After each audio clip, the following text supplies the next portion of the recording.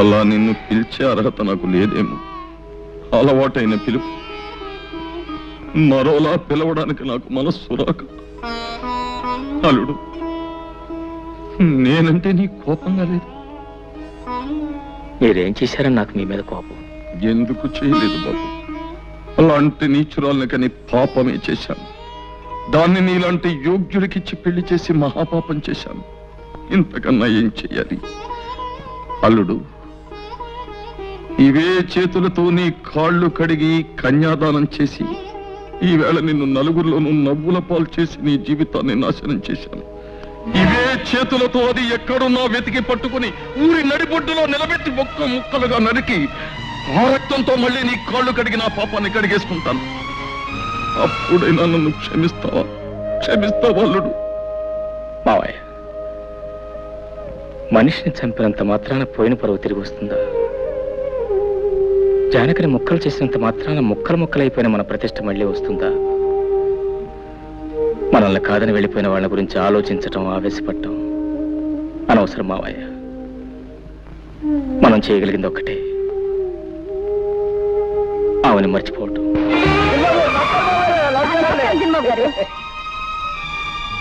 రండి బాబు, కులాసేనా? చిన్నబాబు గారు, అమ్మాయి గారు మాకు తెలియకుండా పెళ్లి ఇప్పుడు చేసుకున్నారు చిన్నబాబు. ఇంట్లోకి రాకుండానే ఏమిటా ప్రశ్నలు? ముందు సామాన్లు తీసుకెళ్ళి లోపల పెట్టు. బాబు. అమ్మగారిని మేడం మీద గదిలోకి తీసుకెళ్ళి ఏం కావాలో దగ్గర ఉంచు. అట్టగే బాబు. వెళ్ళి జానకి. రండమ్మా రండి. ఇదేనమ్మా మీ గది, రండి. వస్తాను, అవసరమైతే కేకేయండి. నా పేరు రావులమ్మ. అమ్మా, మీరేమనుకోకపోతే ఓ మాట అడుగుతాను. మీరు నర్సయ్య గారి కూతురు జానకమ్మ కదూ? ఎప్పుడో చూశాను, సరిగా గుర్తుకు రావట్లేదు. వస్తాను. ఆ మధ్య మీకు పెళ్ళయిందన్నారు, ఇప్పుడు ఇలాగా? అయినా నాకెందుకులే అమ్మా, ఏదో మాట వరుసుకున్నాను. వస్తాను.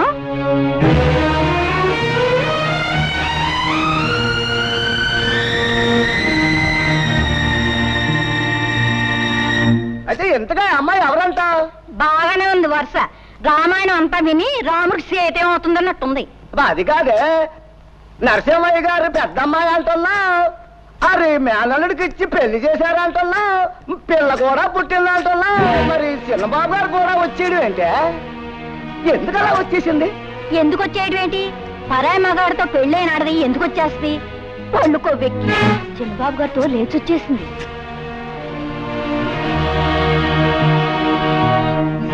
లేటు వెంకట్రావు గారి కుమారుడు రాంబాబు భార్య నరసింహం గారి కూతురు, అంటే నా కూతురు జానకి, భర్తను వదిలి మురళి అనే వ్యక్తితో లేచిపోయినందున ఈ గ్రామ కట్టుబాటును అనుసరించి జానకిని గ్రామ బహిష్కారం చేయడమైనది. ఇక ముందు ఎప్పుడు గాని ఎవరు గాని జానకిని గ్రామ సరిహద్దులలోకి ప్రవేశించనీయరాదు. అంతేకాదు, జానకి రాంబాబుల మధ్య వైవాహిక బంధాన్ని రద్దు చేస్తూ రాంబాబు ఇష్టం వచ్చిన పిల్లను వివాహం చేసుకునే అధికారాన్నిస్తూ ఇక్కడి పెద్దలందరూ తీర్మానం చెయ్యడమైనది. నువ్వేమంటావు రత్తయ్య బావా?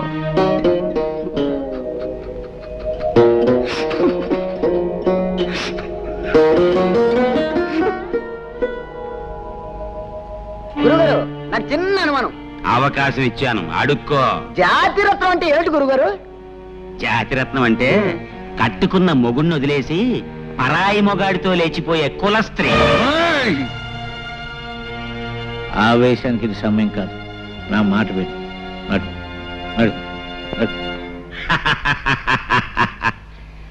సర్వే జనా సుఖినో భవంతు. జానకి, అటు వెళ్తున్నావు ఎక్కడికి? మన కోసం ప్రత్యేకంగా ఏర్పాటు చేసిన పడగది ఇది కదా? నేను ఈ గదిలో పడుకుంటాను.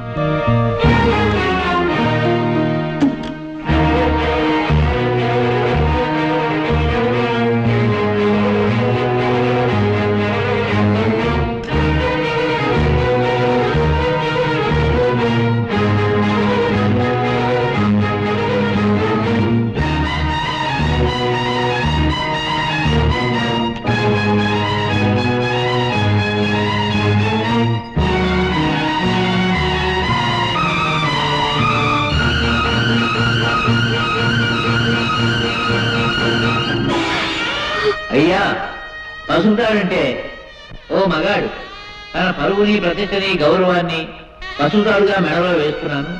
నీ పవిత్రమైన ప్రవర్తనతో నా గౌరవం కాపాడే బాధ్యత నీ మీద పెడుతున్నాను అని.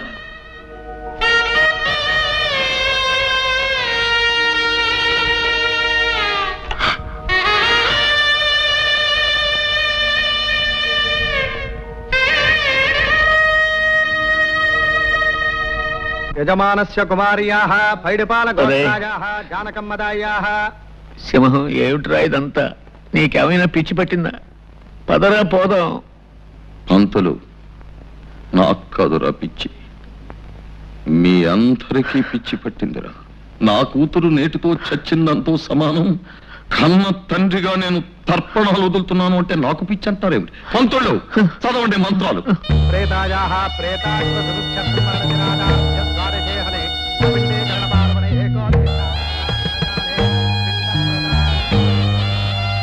పిండస్యోపరి శిరోదకన్నమః. కాయేన వాచా మనసేంద్రియేర్వా బుద్ధ్యాత్మనా వా ప్రకృతే స్వభావాద్ కరోమి యజ్జత్ సకలం పరస్మై శ్రీమన్నారాయణాయేతి సమర్పయామి. సర్వం శ్రీకృష్ణార్పణమస్తు.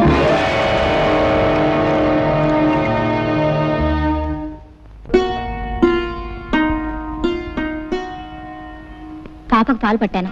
నువ్వు అన్నం తిన్నావా బావా? అయితేరా తిందువు గాని.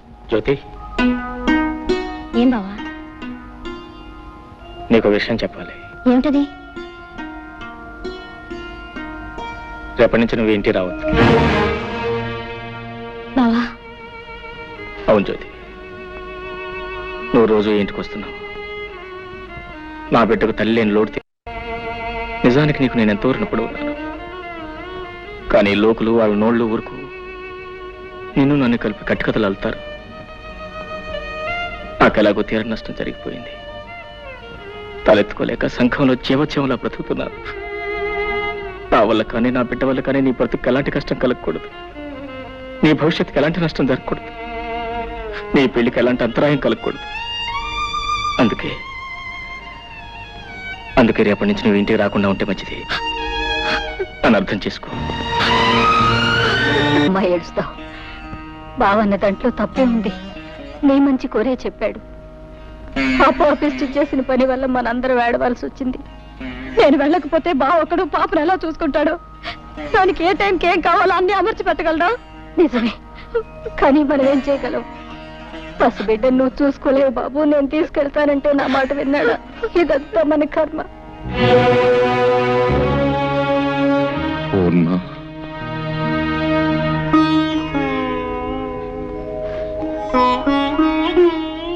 ఈ విషయంలో మనం చేసేది ఏమీ లేదంటావా? ఏముంది, అది చేసిన పనికి జీవితం అంతా ఏడవడం, మనవరాలను కూడా ముద్దాడుకోలేని దౌర్భాగ్యానికి కుమిలిపోవడం. ఈ జరిగిన పొరపాటులు కొంత బాధ్యత నాది ఉంది పూర్ణ. మీ బాధ్యత? అవును, అతనికి మన అమ్మాయి తగింది ఎంత మాత్రం కాదు అని నువ్వెన్నిసార్లు చెప్పినానే వినిపించుకోలేదు. పెళ్ళయ్యాక దాని గుణం మార్చుకుంటుంది అని ఆశపడ్డానే కానీ ఇలా మనకందరి గుండెల్లో చిచ్చు రగులుస్తుందనుకోలేదు. జరిగిన పొరపాటును దిద్దుకోవాలి. మన అల్లుడికి న్యాయం జరిగిపోయింది. అతనికి న్యాయం చెయ్యాలి. ఎలా? ఏం చేస్తారండి?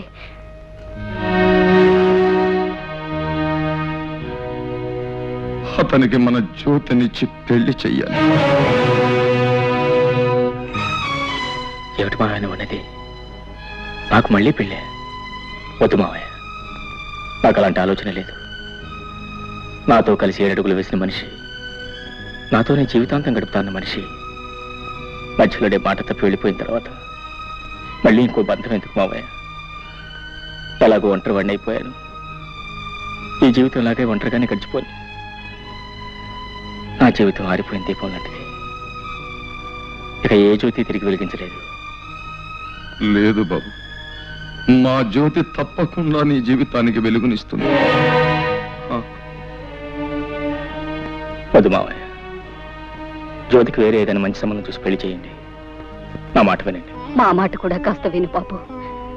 కన్న పాపానికి మేము, కట్టుకున్న నేరానికి నువ్వు, తోడపుట్టిన దురదృష్టానికి దాని చెల్లెలు అందరం బాధపడుతున్నాం. అది గడప దాటిన క్షణం నుంచి నీ మావయ్య కానీ నేను కానీ కంటి నిండా నిద్రపోయామా, కడుపు నిండా తిండి తిన్నామా? ఒక్కళ్ళ మొహాల్లోనైనా కనీసం చిరునవ్వు కనిపించిందా? ఎవరికీ మనశ్శాంతి లేకుండా ఎంతకాలం ఇలా? అది పెట్టిన చిచ్చు కన్నీళ్లతో ఆరిపోయేది కాదు బాబు. నా మాట విను. నువ్వు మా జ్యోతిని పెళ్లి చేసుకుంటే దీనికో తల్లి దొరుకుతుంది, మాకు మనశ్శాంతి దక్కుతుంది. అల్లుడు, నువ్వెవరేవో ఎక్కడ వాడివో అయితే ఇలా అడగడానికి నాకు నోరు వచ్చేదే కాదు. కానీ మేనల్లుడుగా రక్త సంబంధం ఉన్న మనిషిగా అడుగుతున్నాను. కాదను. మావయ్య, నువ్వు చిన్నవాడివి, ప్రార్థించకూడదు. నేను పెద్దవాడిని, ప్రాధేయపడకూడదు. కానీ ఇప్పుడు ఆ రెండు చేస్తున్నాను. ఇవి చేతులు కావలుడు. మావయ్య, అలాగే మీ ఇష్టం వచ్చినట్టు కానివ్వండి.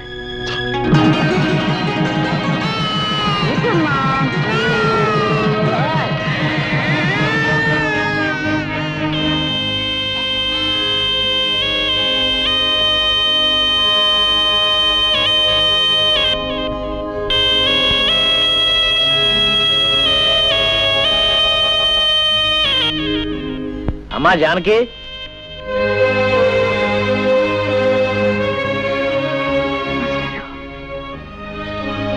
ఏమ్మా కులాసయ్యనా? తాలూకా ఆఫీసులో పనుండి వచ్చాను. ఏదో నువ్వు ఇక్కడ ఉంటున్నావు కదా, ఓసారి చూసి పెడదామని వచ్చా.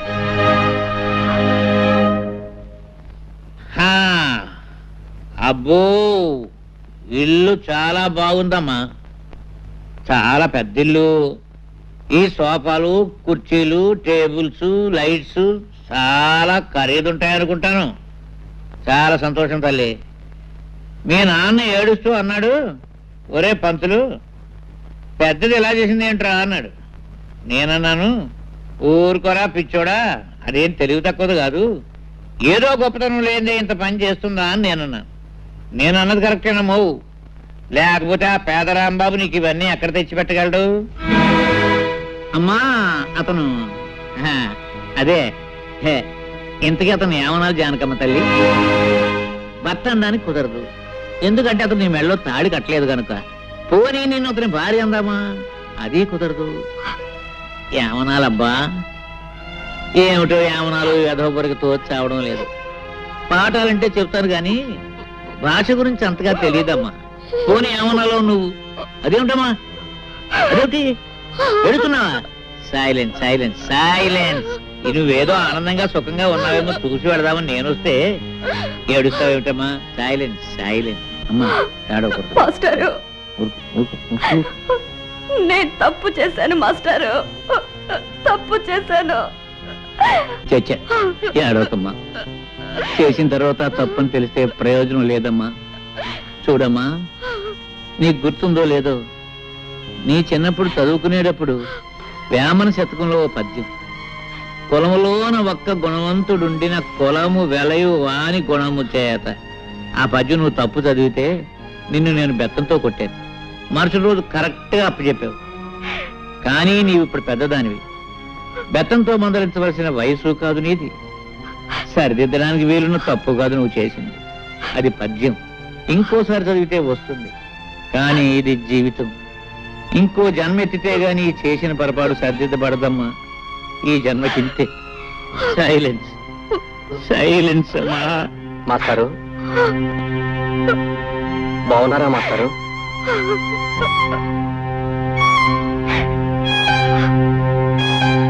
ఎవరు? మురళీ బాబా? చాలా కాలం అయిందా నిన్ను చూసి. చాలా సంతోషం బాబు. నీలో బాగా మార్పు వచ్చేసిందే. నీకు గుర్తుందా, చిన్నప్పుడు నువ్వు చదువుకునేటప్పుడు నేను ఇచ్చిన పాఠాలు నువ్వు గడగడ అప్పచెప్పేస్తుంటే మా మురళీబాబు చాలా తెలివిగలవాడు, బాగా చదివేసి పెద్ద పెద్ద ఉద్యోగాలు సంపాదించేసి కలెక్టర్ ఉద్యోగాలు అవి చేసేసి మా ఊరికి పెద్ద పేరు తీసుకొస్తాడని నేను అందరికీ చెప్తుండేవాడిని. కానీ బాబు, మన ఊరి పేరు పరువు ప్రతిష్ట ఇలా బజారు పాలు చేస్తావని అనుకోలేదయ్యా.